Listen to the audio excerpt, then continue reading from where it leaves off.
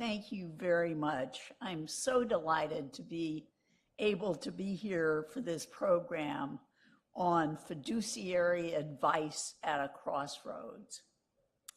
Requiring broker-dealers and investment advisors to abide by the fiduciary standard in dealing with clients is too long overdue. Both the Department of Labor and the Securities and Exchange Commission should move promptly to finally mandate the standard as basic and essential to investor protection. I am very privileged today to be able to say a few words about Tamar Frankel and why it is so fitting that the Institute for the Fiduciary Standard has named its prize after her. The Tamar Frankel Fiduciary Standard is created to honor individuals who have made significant contributions to the preservation and advancement of fiduciary principles in public life. No one embodies those principles better than Tamar herself. She's been teaching and writing and speaking and researching on the subject for decades and is a leading authority on fiduciary law, regulation, ethics, and behavior. Almost 50 years of law school graduates, many of them now leading lawyers, judges, academicians, and government officials, have benefited from her wisdom and guidance. Her books include definitive texts on fiduciary law and regulation of investment advisors and investment managers, and an excellent analysis of Ponzi schemes, perhaps the ultimate in investor fraud, as demonstrated by Mr. Madoff.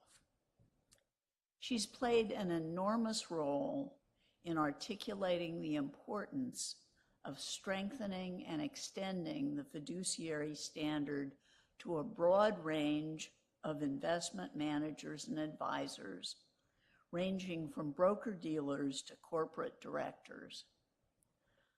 I have known Tamar as a dear friend for more than 50 years and learned early on Tamar's great strengths and talents. As a brand new lawyer at Arnold Porter in 1965, I met Tamar, an experienced Israeli lawyer who was one of a handful of women at the firm, women lawyers at the firm. There were a lot of support staff, and for that matter, she was one of the few women lawyers in Washington. Despite the heavy workload that we were both carrying, Tamar went out of her way to befriend me.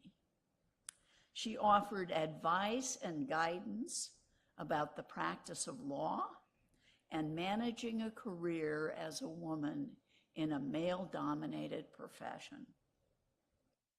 Her kindness, patience, and generosity made all the difference to me and helped launch me on a lifetime in the legal profession.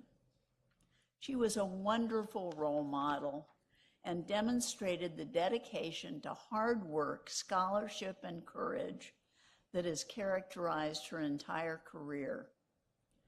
I realize today that I was merely one of hundreds of young lawyers and colleagues that she's mentored, guided, and supported along the way.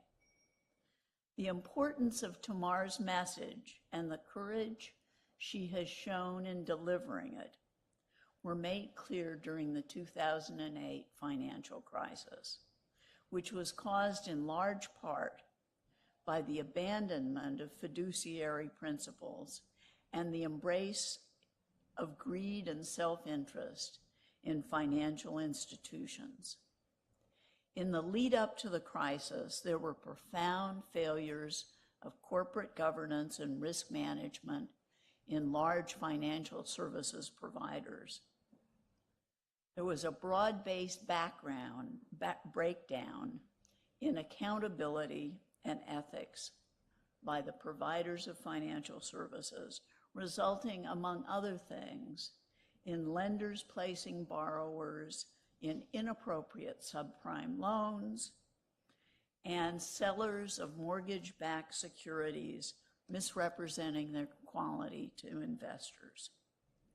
A pervasive deterioration in government regulation and supervision of the financial sector had allowed this to happen. Not only did investors, borrowers, and other consumers of financial services suffer, but these forces created systemic risk and caused a profound downturn in the economy. Throughout her career, Tamar has been a strong and persistent voice in support of financial regulation, ethical behavior, and the fiduciary standard. She has consistently pointed out the vulnerability of investors, even when doing so has been contrary to the popular view and the conventional wisdom. She's continued to advocate on behalf of strengthening financial regulation since the financial crisis and has urged needed reform, including the advances made by the Dodd-Frank Act. As many of these reforms now come under renewed attack, it continues to be imperative that Tamar's voice be heeded. It's also extremely fitting that the Institute for the Fiduciary Standard, through the Frankel Fiduciary Prize, should recognize the ongoing importance of her contributions and those of others like Barbara Roper, who've been champions of needed financial services regulation and standards of fiduciary behavior.